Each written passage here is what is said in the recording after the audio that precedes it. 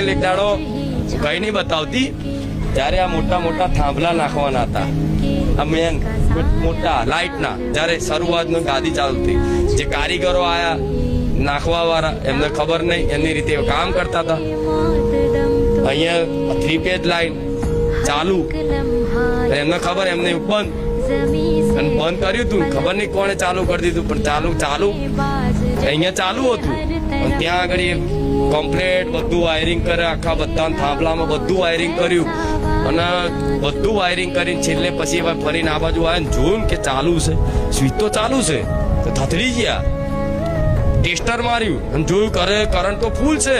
તાત્કાલિક તાવ આવી ગયો કે અમે 3 પેજ લાઈનમાં કામ કર્યું પણ કશું થયું નહીં.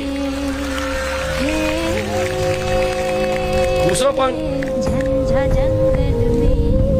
એક ભાવિકે હરકમાં આ 52 ગજની ધજા 3 પેજમાં અડાડી હતી.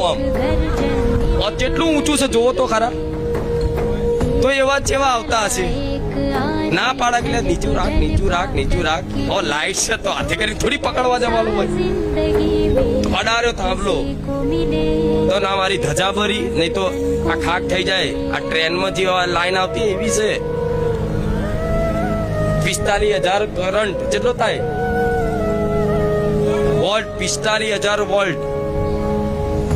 ત્યાં આખું 52 ગજની ધજા અડાડી દીધી. આખો કરંટ એની આંગળીથી ઉતરીને અહીંથી મેં સેટ ફડાઈને બહાર નીકળવા દીધો, પણ એને કશું થયું નહીં.